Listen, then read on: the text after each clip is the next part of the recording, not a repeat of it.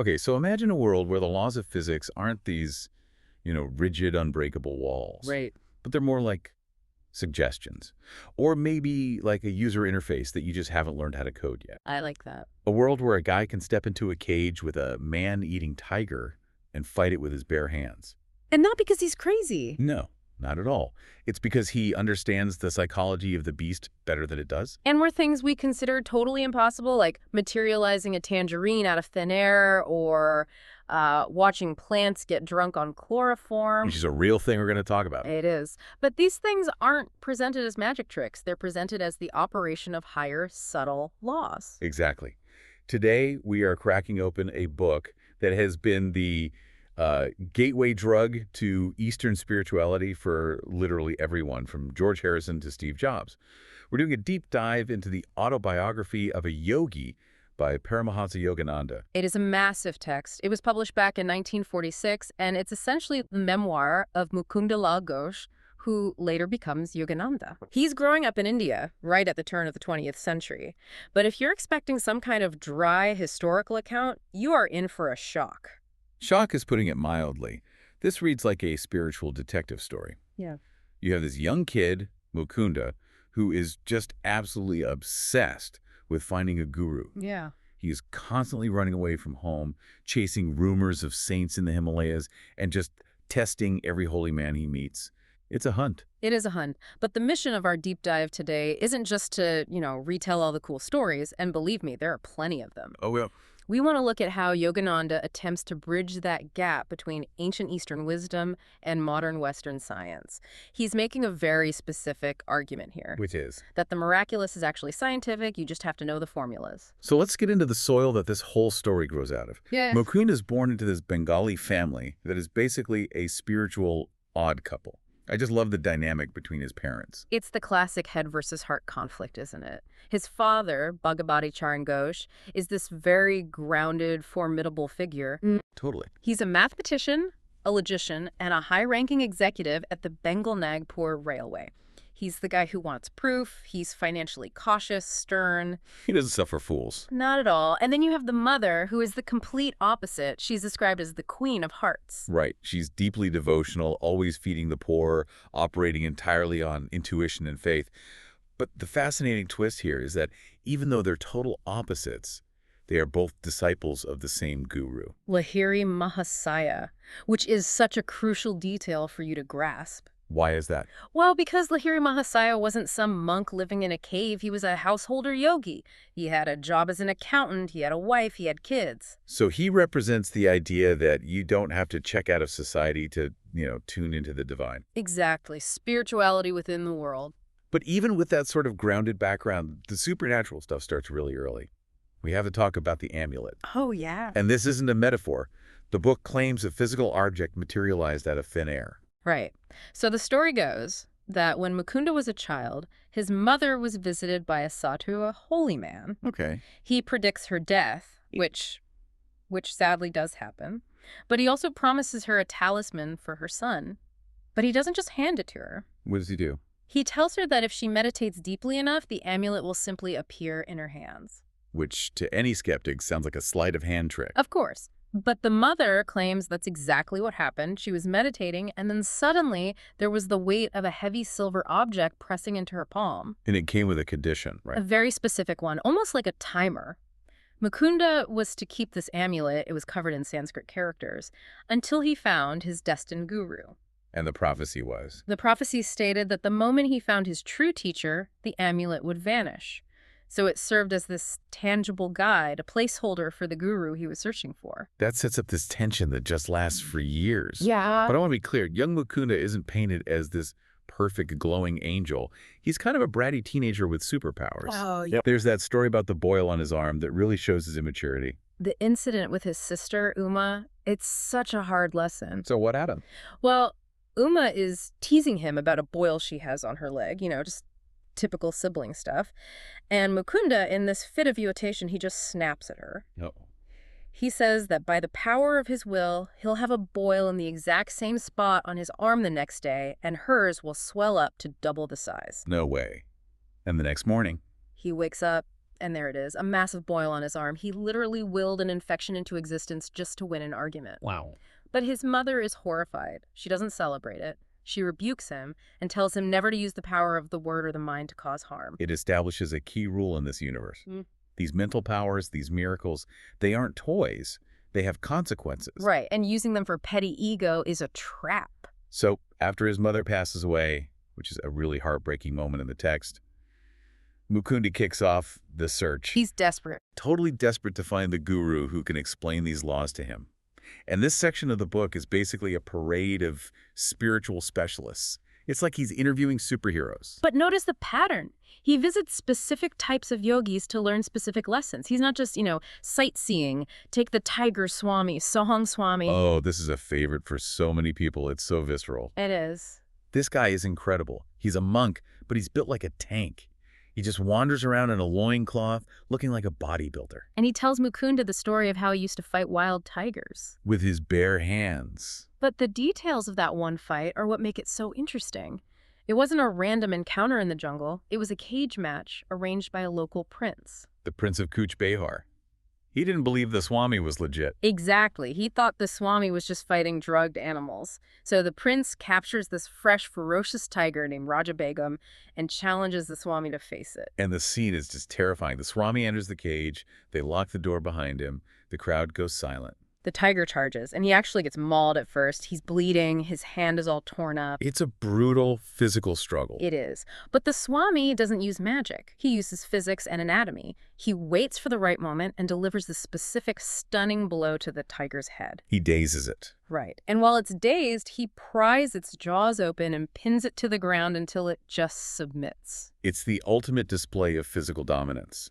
But, and here's the pivot, he doesn't stay a tiger fighter. No. And that is the whole point Yogananda's making. The Tiger Swami eventually meets his own guru, who basically asks him, great, you can beat up a tiger, so what? Rah. And the Swami realizes that conquering an external beast is meaningless if you haven't conquered the inner prowlers. Lust, anger, greed. He gives up all the fame to become a monk. So the lesson is that physical power, no matter how impressive, isn't spiritual liberation. Precisely. But then Yogananda pivots to the total opposite end of the spectrum. Yeah. We go from brute force to the perfumed saint, Kanda Baba. This is where the book starts getting into the real mechanics of how these miracles supposedly work. This story usually triggers the skeptic's alarm bells. Ganda Baba could take a scentless flower or even someone's skin and make it smell like jasmine or rose instantly. And he could materialize tangerines inside of bread. Right. Inside of puffed bread, yes. I remember reading this and thinking, okay, this has to be mass hypnosis. Yeah.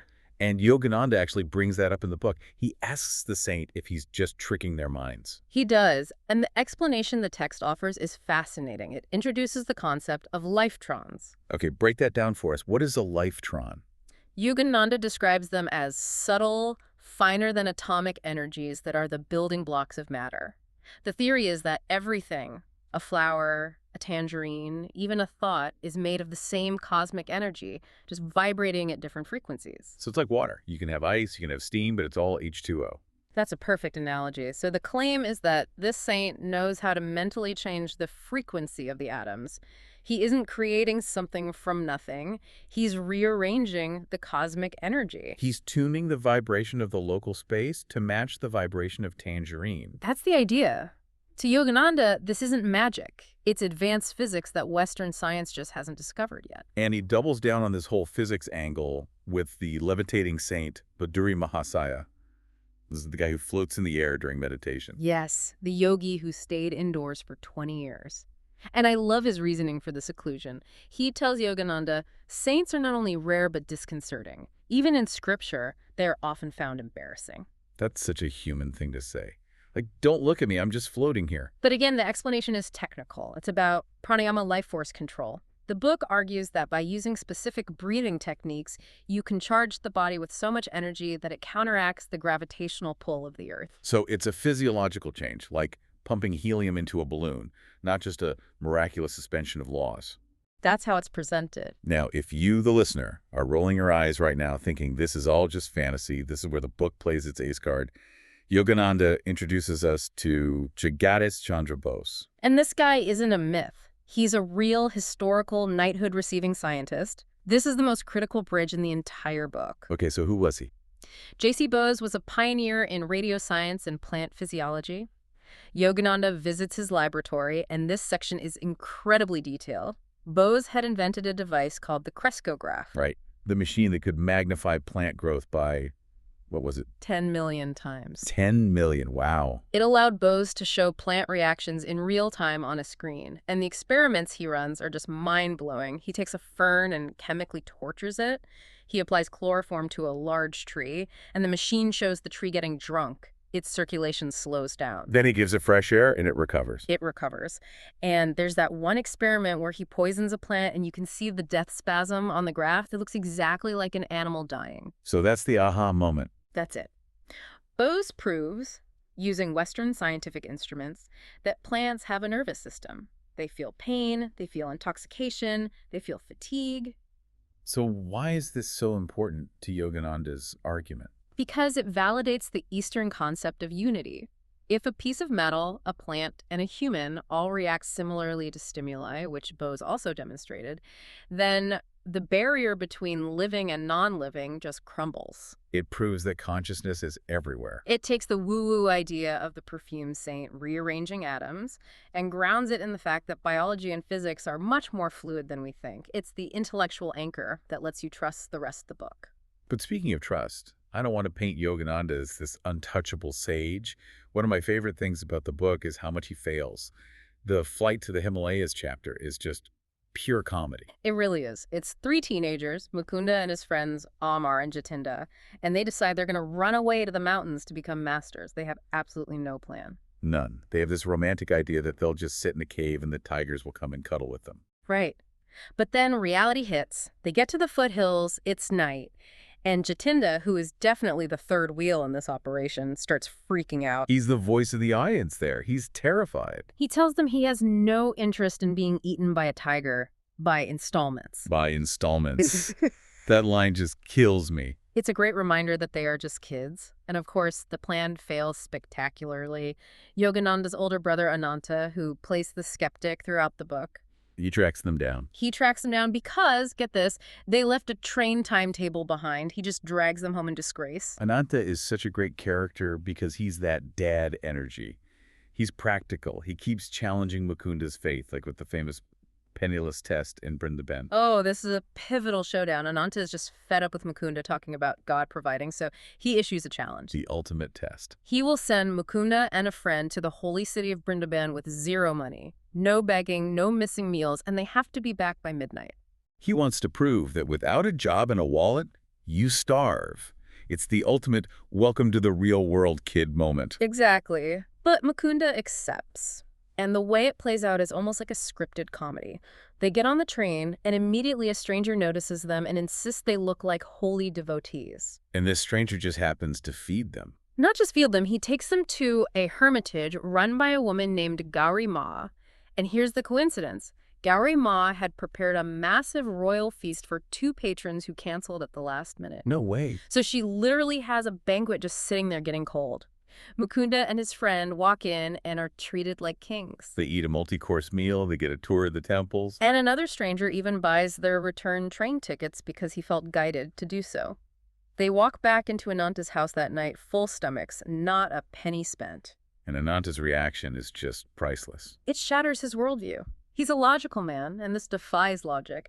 He realizes that there are laws of supply and demand in the subtle realm that he hadn't accounted for. He's so shaken by it. He's so shaken, he actually asks Mukunda for initiation into Kriya Yoga. It's the moment the skeptic converts. So we've had the miracles, the science, the failures, but the whole narrative arc is building toward one thing. The meeting. The guru. Sri Yukteswar. The scene in the Benares marketplace is just iconic. It's not a handshake, it's a collision. Yogananda sees this monk at the end of a lane, and he just freezes. He says his feet literally felt like they were rooted to the stone. It's described as a magnetic pull. He finally manages to walk up to him, and the monk doesn't ask who he is. He just says, "Oh, my own, you have come to me. How many years I have waited for you." It gives you chills. It's a reunion, not an introduction. And this is where the narrative circle closes. Yogananda goes back to his room after this meeting, and he opens a locked box where he kept the silver amulet. It's gone. Just gone. It vanished. The prophecy is fulfilled. The search is over because the teacher has been found. But here is the twist that I think makes the book so relevant to the modern world. You expect the guru to say, okay, come live in my cave and meditate forever. Right. But Sri Yukteswar is stern. He's an intellectual, and his first big command to Yogananda is go back to college. Which confuses Yogananda completely. But Sri Yukteswar is a strategist. He knows Yogananda's destiny is to bring these teachings to the West, to America. And he knows that the Western mind respects credentials. Exactly. He tells him someday you will go to the West and a university degree will help bridge that gap.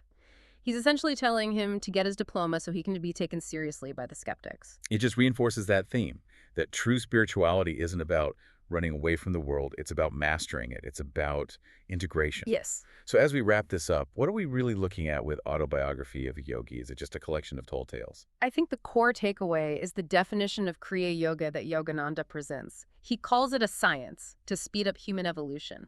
Yeah, the book is arguing that you don't have to wait for millions of years of natural selection to evolve your consciousness. There is a technology, a mental and breath technology, that can accelerate it. And he uses the examples of Bose and the saints to show that the reality we see isn't fixed. Right. It weaves the rigor of the mathematician father and the scientist Bose with the intuition of the mother and the saints. And it asks us to consider the concept of Maya, or cosmic illusion. That's the Matrix idea, right? That the world isn't real. In a way, yes. If the perfume saint can rearrange atoms to make a scent, and if Bose can show that a plant feels terror, then what is this world? What is it? The book suggests it's just a collection of vibrations, a cosmic dream. And if you wake up within the dream, like these masters did, you can change the dream. So a miracle is just someone lucid dreaming while the rest of us are still asleep. That is a perfect way to put it. Well, whether you buy into the levitation or not, the book really challenges you to look at the impossible and ask, says who? It's a fascinating look at the potential of the human mind. Absolutely. It leaves you wondering if the laws of physics are the limit, or maybe just the beginning. That's it for this deep dive. Thanks for listening. Thank you.